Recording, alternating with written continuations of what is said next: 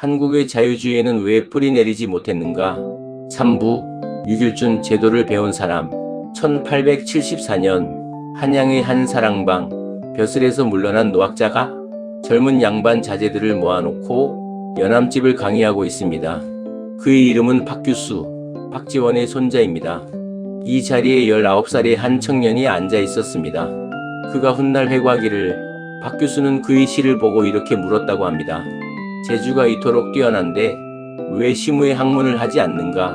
시무의 학문, 즉 북학파의 전통을 이어받은 개방적이고 실용적인 학문을 하라는 권유였습니다.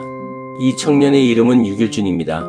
지난 두 편에서 우리는 정약용과 박지원이 자유주의의 두 축, 정치와 경제를 절반씩 나눠 가진 채 서로 만나지 못했다는 것을 확인했습니다. 그리고 박지원의 사상은 그의 손자 박규수를 통해 다음 세대로 이어진다고 예고했습니다. 바로 그 연결고리가 유길준입니다. 박규수의 권유를 받은 유길준은 과거 준비를 포기합니다. 그리고 1881년 일본으로 건너가 후쿠자와 유키치가 세운 게이 오이숙에 입학합니다. 조선인 최초의 일본 유학이었습니다. 이어 1883년에는 보빙사 절단의 일원으로 미국에 파견되었다가 그대로 남아 유학을 이어갑니다. 조선인 최초의 미국 유학생이었습니다. 두 번의 최초, 이것이 유길준을 다른 실학자들과 근본적으로 다른 위치에 세웁니다. 정약용과 박지원은 문헌과 사행을 통해 서구와 청의 문물을 간접적으로 접했습니다. 유길준은 다릅니다. 그는 서구의 정치 제도 안에서 직접 살아본 사람입니다. 이 경험의 결과물이 서유견문입니다. 1895년에 출간된 이 책은 20편으로 구성된 한국 최초의 근대적 백과사전적 저술입니다. 정치, 경제, 법률, 교육, 문화를 아우르며 서구 문명 전체를 조선에 소개하려 한 방대한 시도였습니다. 여기서 우리가 주목해야 할 대목은 정부 형태를 분류한 장입니다. 유길준은 정부의 종류를 5가지로 나눕니다. 군주가 마음대로 하는 체제, 군주가 명령하는 체제, 군주와 국민이 함께 다스리는 체제, 귀족이 다스리는 체제, 그리고 국민이 다스리는 체제. 오늘의 언어로 옮기면 전제군주제, 입헌군주제, 국민공치, 귀족공화제, 민주공화제입니다. 그리고 유길준은 이 5가지 중에서 군주와 국민이 함께 다스리는 체제, 국민공치를 당시 조선에 가장 적합한 형태로 제시합니다. 이 지점이 왜 중요할까요? 지난 영상에서 우리는 정약용의 한계를 이렇게 정리했습니다. 그는 권력의 자의성을 제한하려 했지만 그 방법을 성군이라는 인정 요소에 걸었다고, 제도가 아니라 도덕성에 최종적으로 의존했다고 말입니다. 유길준은 여기서 한 걸음 더 나아갑니다. 그는 성군을 기다리지 않습니다. 대신 정부의 형태 자체를 법과 제도로 규정하자고 말합니다. 군주의 권력을 헌법과 국민의 참여로 구조적으로 제한하는 체제, 이것이 국민공치입니다.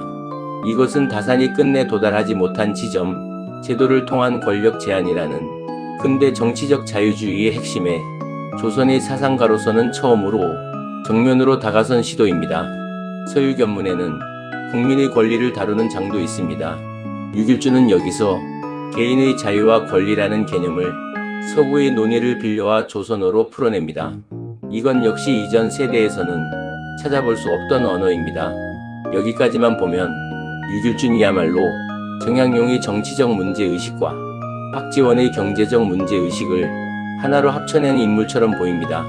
자유주의의 두 축이 드디어 한 사람 안에서 만난 것처럼 보입니다.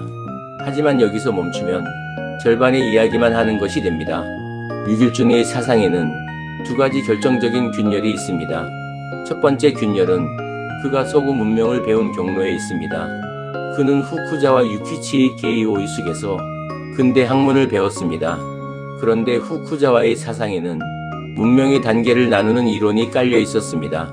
미개, 반개, 개화라는 3단계로 국가와 민족을 줄 세우는 논리입니다.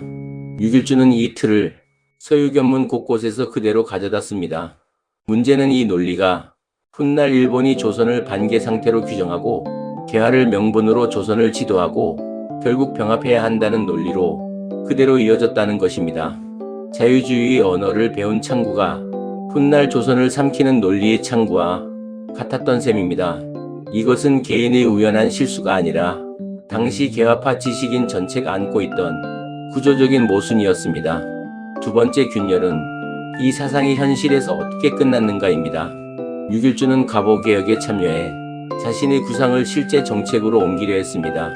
하지만 개혁은 오래가지 못했고 1896년에는 고종을 양위시키고 입헌군 주재 형식의 새 내각을 세우려는 쿠데타를 계획합니다.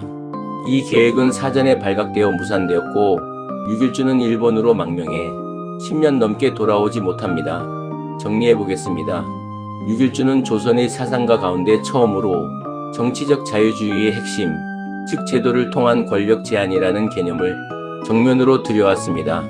다산이 성군에게 걸었던 기대를 6.1주는 헌법과 제도에 걸었습니다. 이것은 분명한 진전입니다. 하지만 그 진전에는 두 개의 그림자가 따라붙습니다. 하나는 그 사상을 실어 나른 통로, 즉 일본의 문명론이 훗날 식민 지배의 논리로 전용되었다는 것, 다른 하나는 그 구상이 쿠데타의 실패와 망명이라는 정치적 무력함으로 끝났다는 것입니다. 정약용의 한계가 제도가 아니라 도덕성에 의존한 것이었다면, 박지원의 한계가 권력의 문제에 침묵한 것이었다면, 6.1준의 한계는 제도를 배웠지만 그 제도를 지킬 힘과 그 제도가 실려온 이념적 순수성 둘 다를 갖추지 못했다는 데 있습니다. 세 번째 시도 역시 뿌리내리지 못했습니다. 하지만 이번의 실패는 이전과 다른 얼굴을 하고 있습니다. 사상의 결함이 아니라 사상을 지킬 힘의 부재, 그리고 그 사상이 수입된 경로 자체의 오염. 한국 자유주의가 뿌리내리지 못한 이유는 매번 다른 얼굴로 반복됩니다. 다음 영상에서는 서재필을 통해 이 흐름이 어디로 가는지 살펴보겠습니다. 서재필은 6.1준보다 한 걸음 더 나아가 미국 시민권을 취득하고 독립신문을 창간해 언론의 자유와 국민주권이라는 개념을 대중에게 직접 전파하려 한 인물입니다. 6.1준이 제도를 문헌으로 소개했다면 서재필은 그것을 대중운동으로 현실에 옮기려 했습니다. 그 시도는 성공했을까요? 아니면 또 다른 방식으로 좌절했을까요? 다음 편에서 계속 확인해 보겠습니다.